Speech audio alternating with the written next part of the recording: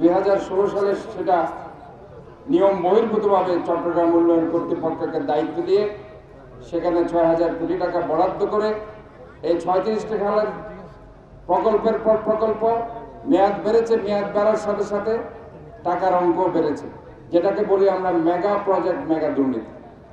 6,000 কোটি টাকা 16 সাল থেকে 19 সালে এসে 9,000 কোটি টাকা হয়েছে।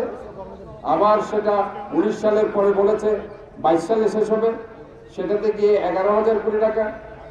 এখন 24 সাল, সেটাও শেষ হয়নি। 26 সালে এসে বলা হচ্ছে 13,000 কোটি টাকা।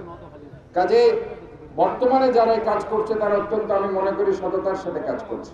কেন আমি এই জন্য বলছি, গত সরকারের আমলে যারা মেয়র ছিল, চট্টগ্রাম উন্নয়ন কর্তৃপক্ষের দায়িত্ব ছিল, তারা নালার উপরে, খালের উপরে বিল্ডিং করেছে, মার্কেট করেছে, ইউনিভার্সিটি করেছে। আমরা সেটা ভেঙে দিয়েছি। আমরা মনে করি এটা জনগণের সম্পত্তি।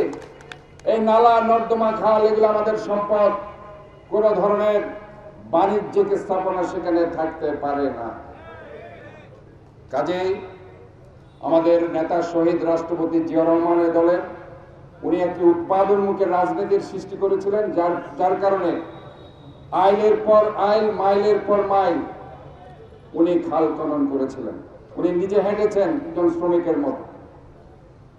ওনার সহধর্মিনী দেশ নেত্রী বেগম খালেদা জিয়া, আপনারা দেখেছেন সেটাকে কন্টিনিউয়াস প্রসেসের মাধ্যমে 2030 ভিশনের মধ্যে দিয়ে, যেটা শহীদ প্রেসিডেন্ট 19 দফা কর্মসূচি 20 সালা পরিকল্পনা নিয়ে গিয়েছিলেন, সেটাকে আরো 2030 ভিশনের মাধ্যমে জনগণের কাছে পৌঁছে দিয়েছিলেন। সবিশেষে ওনার পুত্র দেশনায়ক তারেক রহমান আজকে 31 দফার মাধ্যমে ঘরে ঘরে এই খাল খনন কর্মসূচির গুরুত্ব বুঝিয়ে দিয়েছেন, যাতে করে এই খাল খননের মাধ্যমে আমরা আবারও সেই উৎপাদনমুখী রাজনীতির পাশাপাশি শহরের যে খাল খনন কর্মসূচি, আমাদের যে মূল সমস্যা, আমাদের শহরকে পরিচ্ছন্ন রাখা, ক্লিন রাখা, গ্রিন রাখা, as well as water logging problem, যেটা জলাবদ্ধতা, এই জলাবদ্ধতার অভিশাপ থেকে যাতে আমরা মুক্ত পেতে পারি। আমরা স্পষ্ট বলতে চাই, আমরা একটি প্রজেক্ট 398 কোটি টাকার, আমাদের 1600 কিলোমিটার খাল, 1600 কিলোমিটার নালা এবং 21টা খাল, যেগুলো সিডিএ করছে না, ওই 21টা খাল আমাদের সংস্কার করতে হচ্ছে। যার কারণে আমরা 400 কোটি টাকার ইকুইপমেন্টস কেনার জন্য আমরা দিয়েছি। এই ইকুইপমেন্টস এখন আমরা পাইনি। আমরা বলতে চাই, জলাবদ্ধতার হাত থেকে চট্টগ্রামবাসীকে মুক্ত হতে হলে সরকারকে এগিয়ে আসতে হবে। আমরা সততার সাথে কাজ করছি। গত সরকার দুর্নীতি করেছে, অনিয়ম করেছে।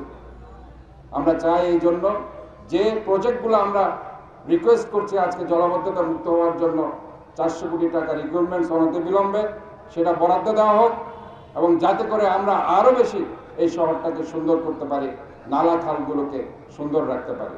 আমি একটি অনুরোধ করে আপনাদেরকে শেষ করব, সেটা হচ্ছে, এই শহর আমার, আপনার সবার, আমাদের সবার। এই শহরে এক সময় আমার বাবা ছিল, আমার দাদা ছিল, আমার দাদার দাদারা ছিল। এখন আমরা বাস করছি, আগামীতে আমাদের নেক্সট জেনারেশন বাস করবে। কাজেই এই শহরের প্রতি আমাদেরকে প্রেম এবং দেশের প্রতি দেশপ্রেম আমাদেরকে আনতে হবে। কারণ আমাদের মনে রাখতে হবে, এই শহরেই আমাদের থাকতে হবে। কাজে আমি একা নই, আমরা সবাই মিলে এই শহরকে একটি clean city, green city, healthy city, as well as একটি সেফ সিটি হিসাবে আমরা প্রতিষ্ঠিত করব সবাই মিলে। ধন্যবাদ সবাইকে। আসসালামু আলাইকুম।